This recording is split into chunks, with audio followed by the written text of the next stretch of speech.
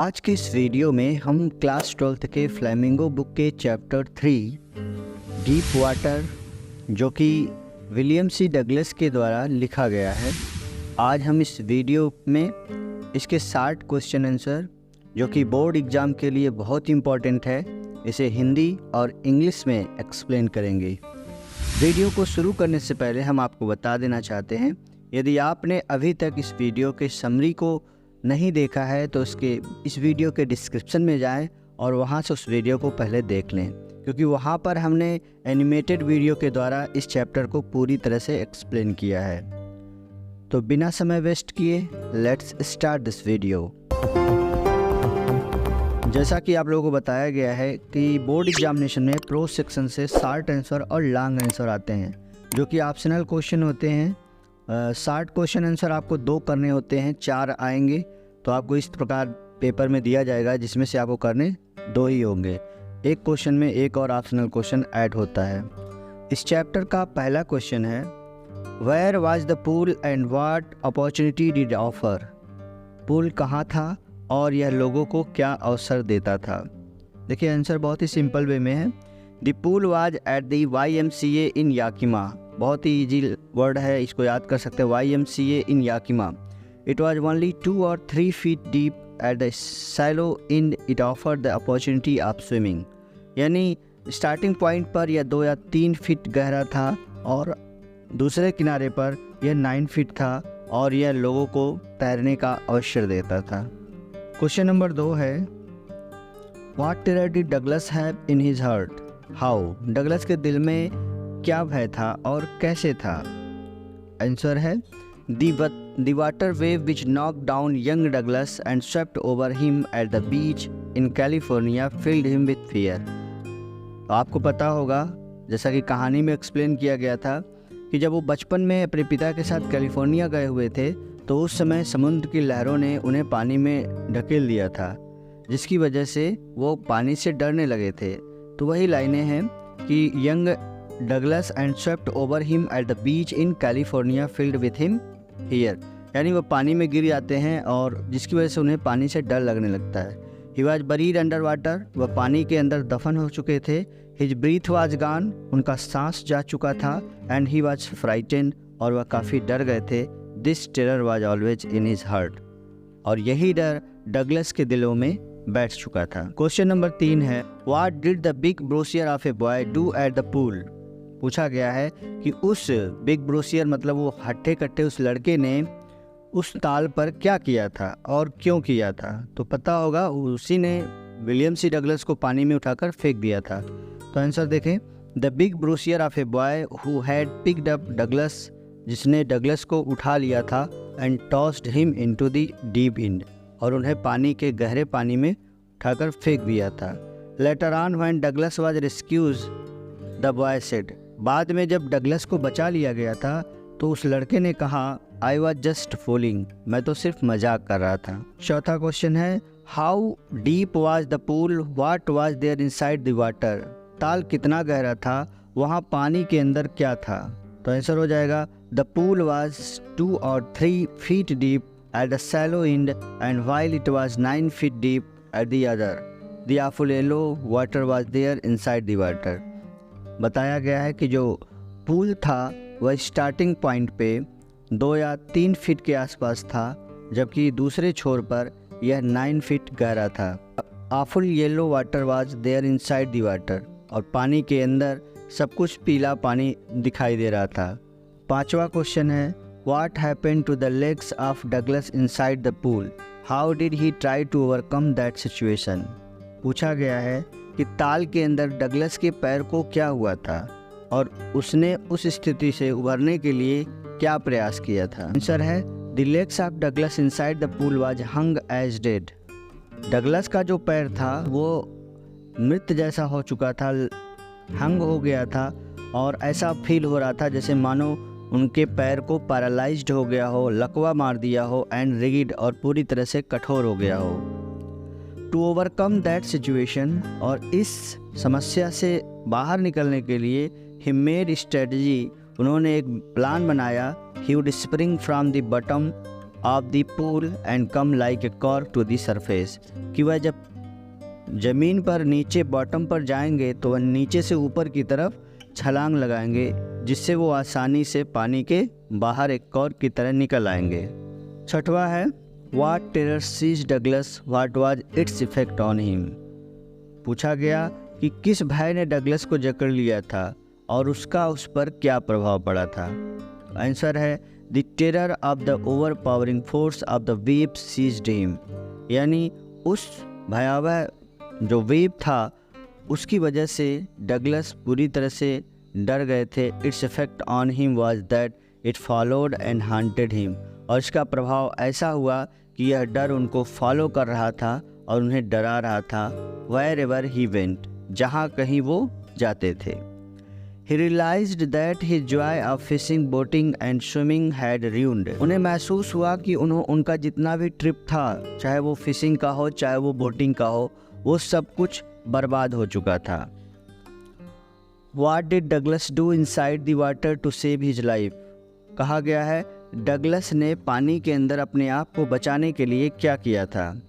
Douglas planned that when his feet hit the bottom, Douglas ने plan बनाया कि जब उनका पैर ज़मीन पर हिट करेगा तो he would make a big jump, तो वह एक लंबी छलांग लगाएंगे and came to the surface, और पानी से बाहर आ जाएंगे, like flat on it and paddle to the edge of the pool, यानी हाथ पैर चलाते हुए और पानी के ऊपर तैरते हुए वह बाहर आ जाएंगे। His strategy help him to save his life, और उनके इस प्लान ने उन्हें बचाने में काफ़ी सहायता की। आठवां question, how did all efforts cease, what happened then. जब उनके सारे प्रयास रुक गए तो उन्होंने क्या किया या फिर क्या हुआ। तो आंसर हो जाएगा when he started down A third time he sucked for air and got water. जब वह तीसरी बार पानी के अंदर जाने लगे तो वह हवा ऑक्सीजन लेने के लिए वो सांस लेने की कोशिश करते हैं, लेकिन पानी उनके अंदर चला जाता है। The yellowest light was going out, और उन्हें दिखाई देता है कि वो पीला उजाला जो था वो जा रहा था। देन ऑल एफर्ट सीज, अब उनका सारा प्रयास समाप्त हो चुका था। As all effort cease Douglas began to relax. अब जब सारा प्रयास खत्म हो गया तो विलियम सी डगलस जो है खुद को बहुत ही रिलैक्स महसूस करने लगते हैं। He felt his legs become limp and blackness. उन्हें महसूस होता है कि उनका जो पैर है वो पूरी तरह से सुन्न हो चुका है, लिम्प हो चुका है। And blackness swept over his brain, और उनके दिमाग के आसपास अंधेरा छा रहा था। It whipped out fear and terror, जिसकी वजह से उनका भय और डर समाप्त हो जाता है। There was no more panic, और उन्हें डरने की कोई और आवश्यकता नहीं पड़ रही थी। He felt quiet and at peace as if there was nothing to be afraid of it. उन्हें बहुत ही शांति सा फील हो रहा था और उन्हें ऐसा लग रहा था कि जैसे डरने जैसा कुछ होना। नौवां क्वेश्चन है what was Douglas condition after getting escape from the pool. ताल से बचने के बाद डगलस की क्या हालत थी। Douglas was nearly died and vomiting after getting escape from the pool. He could not eat that night for days, A haunting fear was in his heart. कहा जा रहा है कि Douglas was nearly died, Douglas तो लगभग उनकी मौत हो चुकी थी। And vomiting after getting escape from the pool, जब वो पानी से बाहर आए, उस सरोवर से बाहर निकाले जाते हैं तो वह पानी वोमिटिंग करते हैं, उल्टियाँ करते हैं। और ही कुड नॉट ईट, और उस रात वह खाना खा नहीं पाए थे। फॉर डेज, कई दिनों तक। A haunting fear was in his heart, उनके दिमाग में कई दिनों तक यह डर उनके साथ रहा। दूसरा क्वेश्चन है what did Douglas come to know after few years later, what did he want then. कुछ वर्षों के पश्चात डगलस को क्या जानकारी प्राप्त हुई और वह फिर क्या करना चाहते थे। तो देखिए आंसर हो जाएगा the handicap stayed with him as the years rolled by.